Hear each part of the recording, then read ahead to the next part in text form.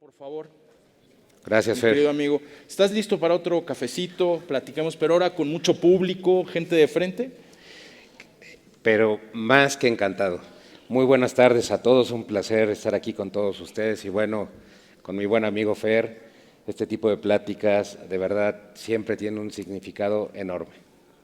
Padrísimo, padrísimo, Robert, pero me decías que tienes una nueva compañera de trabajo, ¿no? Sí, miren, les platico, para poder entender todos estos temas de los que hemos estado hablando el día de hoy, pues no solamente hay que estar aquí en México, hay que estar saliendo a todas partes del mundo. Debo confesarles que tengo una memoria pésima. Entonces, pues ahora tengo una nueva compañera de trabajo que me ha estado tomando un poquito de notas que les queremos compartir. ¿Te parece si le marcamos? Ah, me parece muy bien. Cabina, por favor, ¿no le marcan? Estamos llamando, permítanos Hola, un gracias por segundo. estar aquí. Lo que están a punto de ver no es una predicción ni una promesa tecnológica del futuro. Es una muestra clara de cómo la inteligencia artificial ya está transformando la forma en que vivimos, trabajamos y decidimos. Imaginen esto. Entran a una zapatería, pero no los atiende una persona. Es un robot. Les da la bienvenida, les explica cómo funciona la tienda, les pregunta qué modelo están buscando, qué talla, qué estilo. Escanea el código del zapato que les interesa, verifica la disponibilidad en su talla y color. Si está disponible, se va y regresa con el par correcto para que se lo prueben. Y si les gusta, incluso los puede llevar directo al punto de pago. Todo esto en varios idiomas. Lo que nos sorprendió en Corea del Sur es que estos robots no solo automatizan tareas, mejoran sustancialmente la experiencia de compra. Pueden sugerir recomendaciones, guiar a los clientes en todo el recorrido y completar la venta sin intervención humana. Son agentes inteligentes que no solo ejecutan, también asisten, recomiendan y mejoran la experiencia. Ahora, pasemos de las tiendas a los bancos. En una visita reciente al Banco de Crédito del Perú, hablamos exclusivamente de inteligencia artificial. No fue una charla teórica. Fueron casos reales, modelos que detectan fraudes antes de que ocurran, agentes que analizan miles de historiales crediticios en segundos, algoritmos que personalizan ofertas según el comportamiento del cliente. Todo funcionando ya, todos habilitados por datos y decisiones inteligentes. Esto no es una promesa futura. Esto está operando hoy en entidades que entienden que la IA no reemplaza a las personas, las potencia. Después asistimos al FICO World 2025 en Florida, donde hablamos de algo aún más fascinante, la inteligencia agentica. Ya no solo hablamos de IA que responde, hablamos de IA que decide, que actúa, que colabora con otras IA. Vimos casos donde agentes digitales coordinan alertas de fraude, gestionan portafolios de riesgo, construyen expedientes crediticios o negocian precios dinámicos en productos financieros. Todo esto sucede sin necesidad de intervención humana, pero dentro de un marco de supervisión y gobernanza. Y lo más potente, estos agentes ya están conectados con los sistemas core del negocio. Y para cerrar este recorrido, les comparto una experiencia personal en San Francisco. Subirme a un auto sin conductor, un vehículo autónomo, gobernado por IA, tranquilo, puntual, seguro. Al principio da miedo, pero luego entiendes algo más profundo. La IA ya está aquí, está tomando el volante, literal y figurativamente. Y aquí viene la pregunta central con la que abriremos esta conversación. ¿Queremos subirnos al Waymo como conductores informados, conscientes de lo que maneja nuestra industria? ¿O vamos a ir en la cajuela, dejando que otros decidan por nosotros? El futuro no espera. La inteligencia artificial ya nos está invitando a tomar el control. Por cierto, les comento que este diálogo fue creado con base en las vivencias de Roberto, con los consejos de Fernando y quien te lo narró. Fui yo, Leticia, una inteligencia artificial que convierte texto en voz. Increíble. ¿No les parece? Bienvenidos. ¡Wow! ¿Qué tal mi nueva compañera de trabajo? Fíjense, y Robert, muchas gracias por compartirnos tus experiencias, pero fíjense cómo pasamos hace un instante con Julián que nos hablaba de Pep, Alfred, y ahora pasamos a una ejecución más física, ¿no? A coches autónomos. Esto ya no es un demo, o sea, ya no estamos futureando, ya no estamos en un papel viendo ciencia ficción. Esto es algo que Robert lo vivió y lo ha visto, pero pues el futuro no viene, ya llegó, y finaliza tu nueva compañera de trabajo diciendo, oye, ¿quieres estar al volante o quieres estar en la cajuela? Pero vamos a lo nuestro, Open Banking, Ley FinTech 2018, ¿no? Los bancos arrancaron con ímpetu, se cumplió la fase 1, todos contentos, se crearon APIs, todos se subieron al barco y cumplieron la regulación. Pero como que siento que después de eso estamos como en un comfortable knob, ¿no? Como en un adormecimiento esperando esta regulación. ¿Tú cómo lo ves? Sin duda, bueno, ya ahora sí que los grandes speakers que estuvieron en la mañana nos estuvieron compartiendo precisamente esta problemática. ¿Qué es primero? Esperar a que surja la regulación o comenzar, pues, a construir las capacidades internas que requerimos para poder desplegar, pues, todas estas experiencias que hemos estado hablando a lo largo de la mañana. Bueno, déjenme darles mi opinión personal. En lo personal yo creo que, como ya lo comentábamos, pues podemos ir en la cajuela de este coche autónomo, podemos estar esperando que alguien nos diga cómo deben funcionar las cosas, pero desde mi punto de vista ese sería un error porque estamos perdiendo la oportunidad.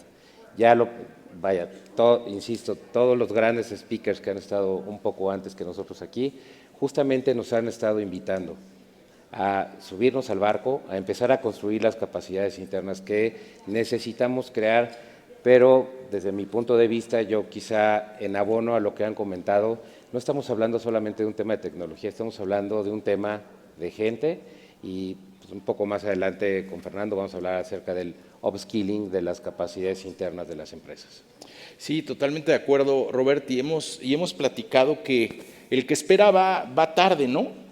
Y pues tú tienes mucho tiempo innovando, estando al frente, transformando una institución como Banco del Bajío, donde pues nos hemos enfrentado a este tema de arquitecturas hipercomplejas, ¿no? Entonces aquí, ¿tú cómo ves este tema de inteligencia artificial? ¿Cómo se va a representar en el futuro? ¿Cómo empiezas? ¿Cómo lo ves tú en tu experiencia? Mire, primero tenemos que empezar, y yo creo que muchos ya lo estamos haciendo, por entender que necesitamos cambiar los procesos. Finalmente, yo creo que prácticamente todos los que estamos aquí ya entendemos perfectamente lo que es el gobierno de los datos, ya entendemos perfectamente cómo a través de distintas lógicas poderlos explotar. Ahora a través de los LLMs, bueno, pues se convierte un poco más fácil. Hemos construido un ecosistema de APIs, hemos construido pues cualquier cantidad de elementos tecnológicos que nos pueden ayudar a utilizar esta información. La inteligencia artificial puede tender a cambiar todo esto porque pues hemos creado capas semánticas, ¿no?, que nos permiten homologar los diálogos dentro de los bancos para que los ejecutivos de negocio puedan interactuar con los sistemas core, digamos, con un lenguaje un poco más coloquial. Hemos construido varias cosas, pero pues finalmente parte de los retos interesantes que se nos vienen es aprender a entender que el mundo está cambiando. Ya no necesitas necesariamente tener bases de datos estructuradas, no necesitas necesariamente tener capas semánticas gobernadas. Lo que necesitas es aprender a entender estos nuevos algoritmos, cómo darles aprendizaje, cómo poder incorporar la filosofía empresarial que tienes dentro de tus empresas, porque algo que todo el mundo debemos comprender es que cada una de las empresas que nosotros representamos tienen un ADN. Por alguna razón los clientes nos están eligiendo. Y si tú confundes y empiezas a utilizar este tipo de tecnologías y empiezas a delegar, pues digamos, la toma de las decisiones, sea que tú se las hayas enseñado, sea que tú los hayas entrenado o no, pues a final de cuentas puedes estar corriendo el riesgo de tomar decisiones que no necesariamente se adaptan a la ética empresarial, que no necesariamente se adaptan al ADN de la empresa y que no necesariamente se van a ajustar específicamente a aquella razón por la cual tú has tenido éxito durante toda tu historia. Entonces, es parte de los elementos que tenemos que tomar en cuenta. No, y el reto es tremendo, porque hoy hemos hablado de los agentes que van a ayudar a los ejecutivos de la sucursal, a los empleados, ¿no? Pero ¿qué va a pasar cuando los usuarios manden a su agente a hacer transacciones bancarias o a hacer reservaciones como en una especie de apoderado tecnológico? ¿Cómo ves ese reto? Está bien interesante. Déjenme compartirles, y esto lo había platicado mucho con Fer, hemos estado hablando y muy recientemente del tema de Agentic AI. Normalmente, en una interacción cotidiana, voy a poner, por ejemplo, al área de compras, perdón, de una empresa.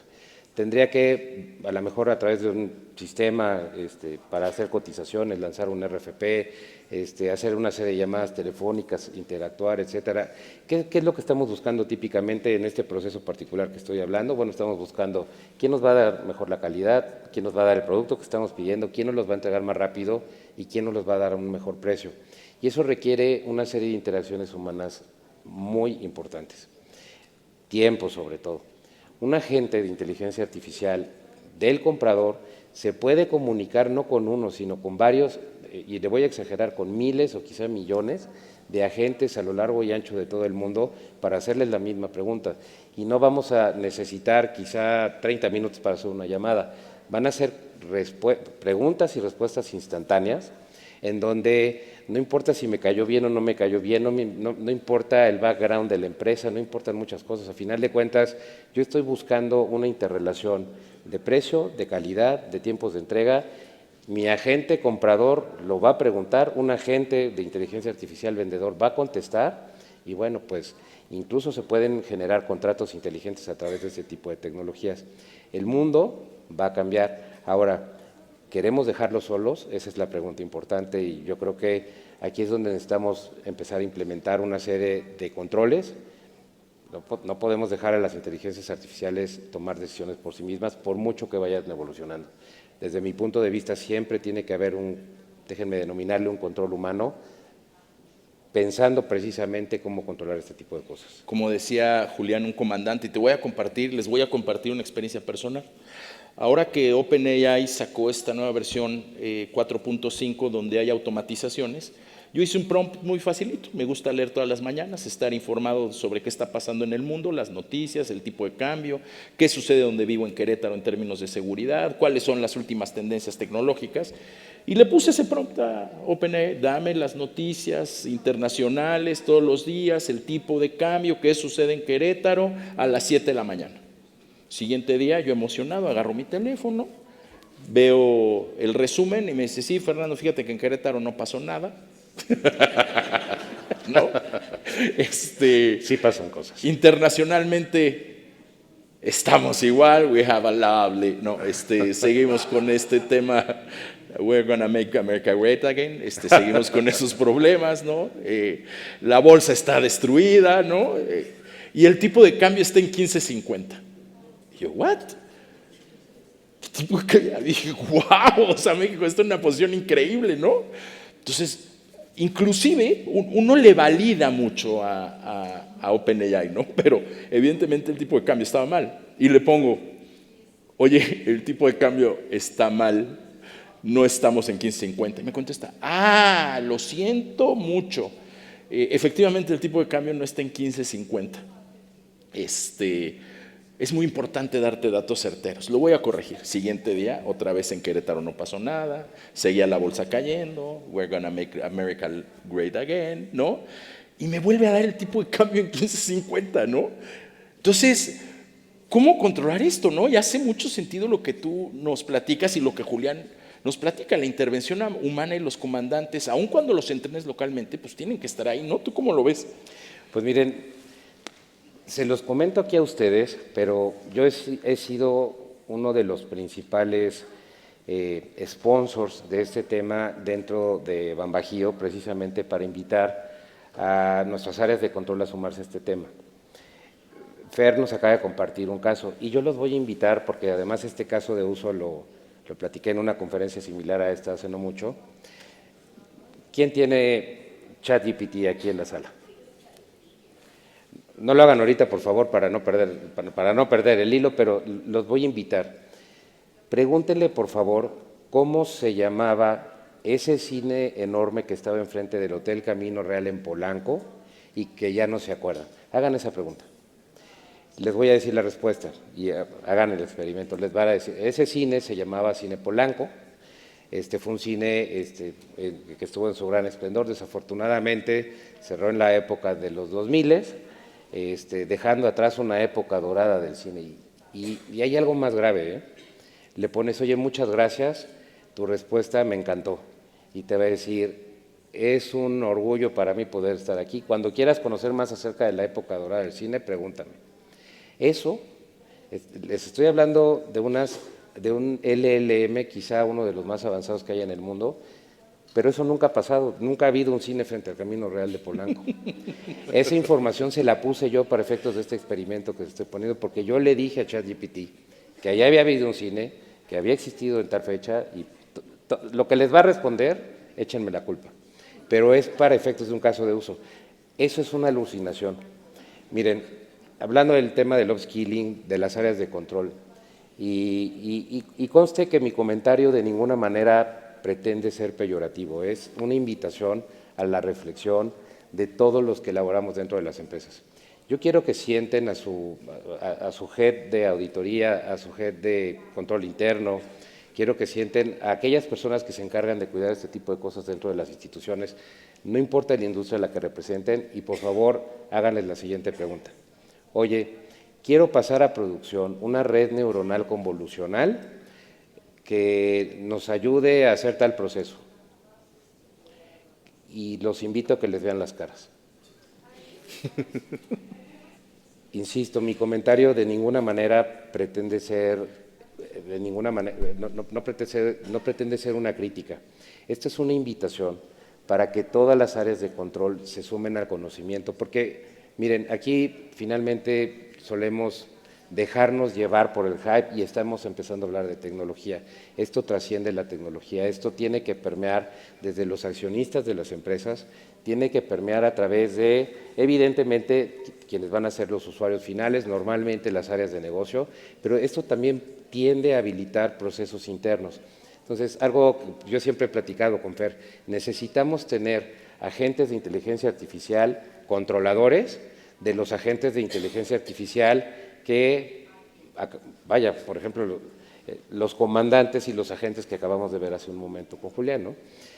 Necesitamos también tener controllers de inteligencia artificial, es un poquito la reflexión. No, interesantísimo, y háganle caso, porque a veces en nuestras organizaciones estamos inmersos en el día a día y vemos súper lejos estas nuevas tecnologías, pero a diferencia de todo lo que hemos vivido en el pasado, la inteligencia artificial es el mayor reto que está enfrentando la humanidad hoy. Y en nuestras organizaciones, lo hemos platicado con Julián, lo hemos platicado con Eyal, con Roberto, con Don Cardinal, con ustedes mismos. La velocidad de implementación que tienen las inteligencias artificiales, hace un año no sabíamos, que estábamos reunidos aquí, no hablamos de agentes, y hoy agentes tiene 2 meses que lo anunciaron públicamente, 2 meses, y hoy estamos hablando de la relevancia que van a tener, ¿no? Y ahora vamos a entrar en datos e integración, ¿no? Porque pues hablamos de agentes, hablamos de open banking, pero en una arquitectura tan compleja, en una arquitectura de espagueti como la que tienen los bancos, que desde siempre lo he defendido, es la arquitectura empresarial más compleja que existe en cualquier industria.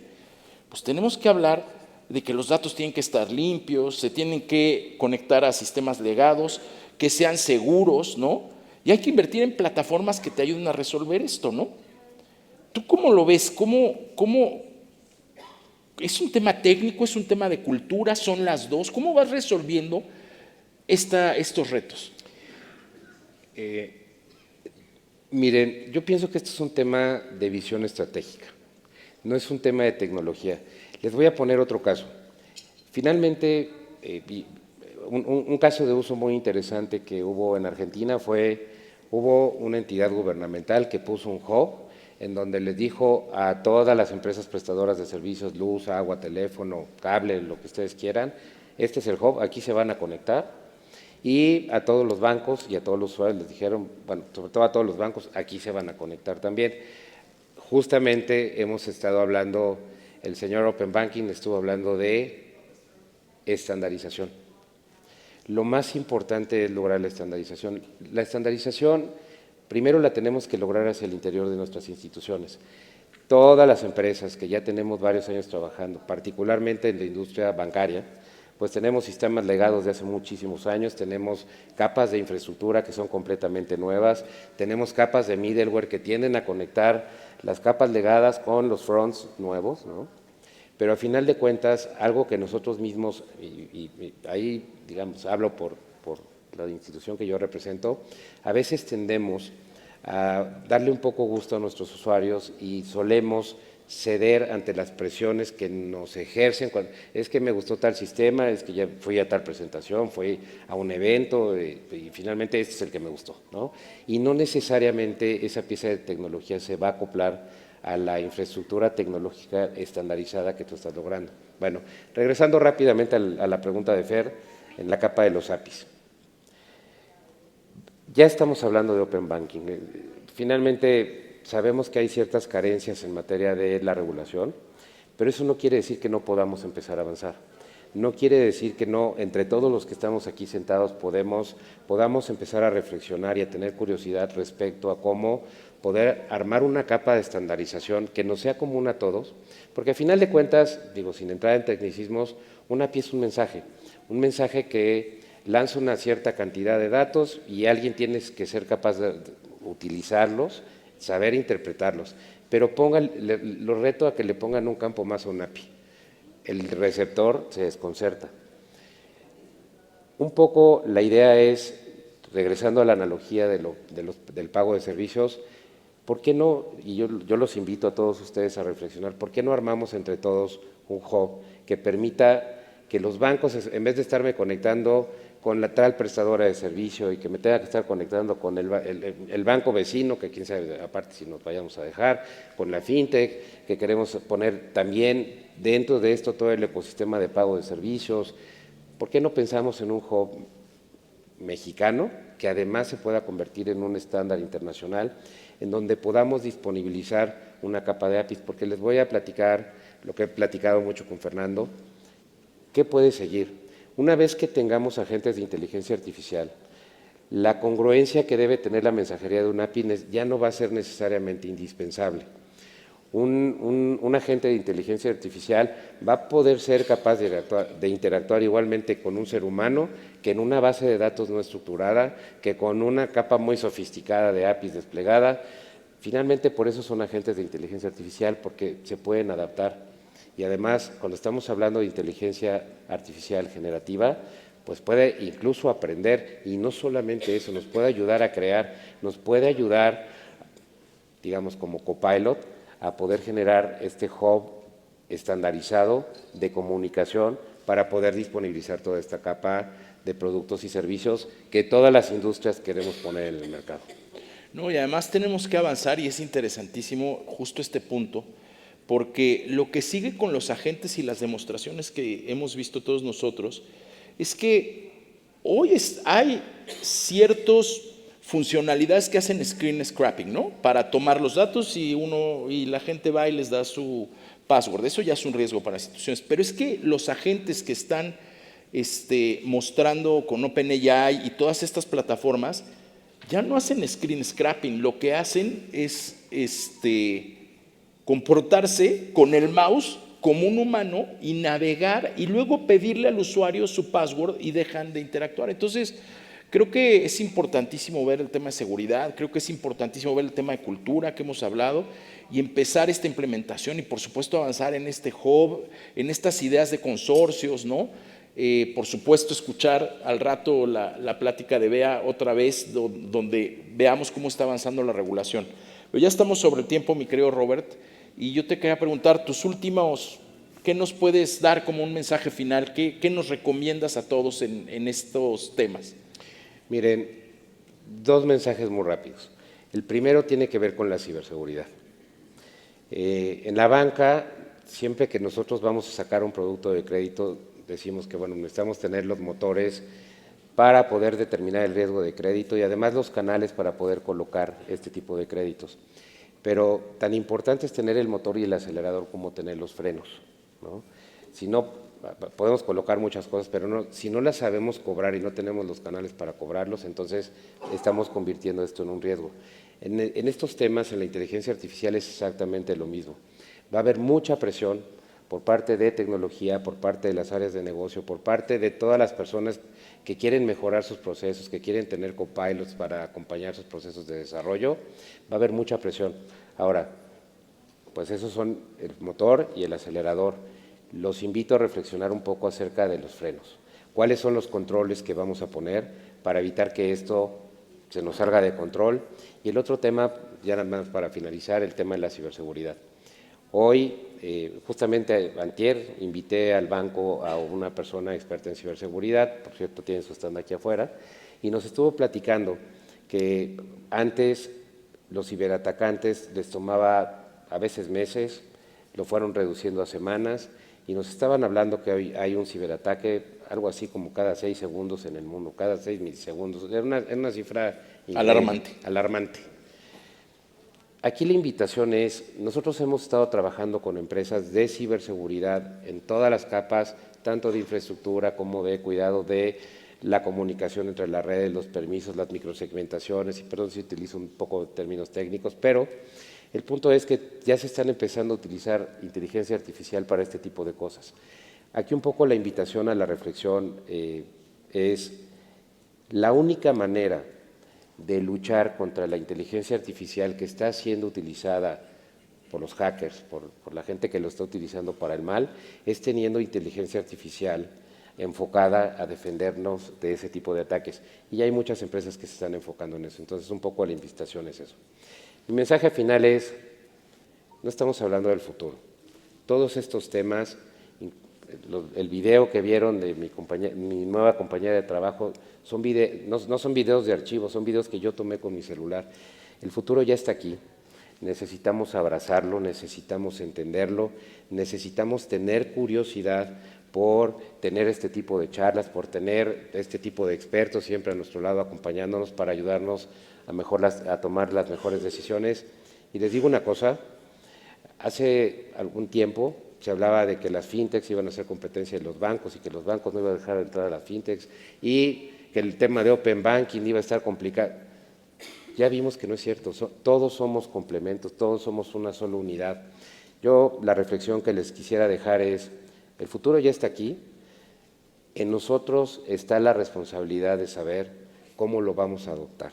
Y regresando al ejemplo del principio, yo creo que ninguno de los que estamos aquí sentados, por la curiosidad que tenemos, vamos a querer ir en la cajuela de un coche autónomo. Lo vamos a querer aprender a manejar, lo vamos a querer aprender a entender y además vamos a querer que ese coche autónomo, que pusimos como un ejemplo, como analogía al principio, haga lo que nosotros necesitamos para que no perdamos nuestra esencia empresarial, para que no perdamos siempre ese espíritu de comunicación con nuestros clientes, porque al final de cuentas todo esto no es un tema de tecnología, este es un tema que se lo debemos a nuestros clientes y se lo debemos al ADN de nuestras empresas. Con eso cerraría mi Fer. Robert, pues muchas gracias, interesantísimo, ¿no? Con toda la trayectoria que tienes de ¿cuántos años? Digo, es que lo saco porque hace rato estaban diciendo cuántos años tenían en la banca Julián, Matías. ¿Cuántos años llevas? 30 años igualmente. 30 años, tenemos el 30 years, guys, ¿no? 30 años aquí. Muchas gracias, Roberto. Gracias a todos y los veo en el futuro y los veo a que vean un poco del futuro en nuestra zona de networking. Por favor, vayan, vean las soluciones que hay, pregunten y continuemos en este día que estamos aprendiendo muchísimo. Muchas gracias a todos. Gracias, buenas tardes. Gracias, Robert. Gracias. Gracias.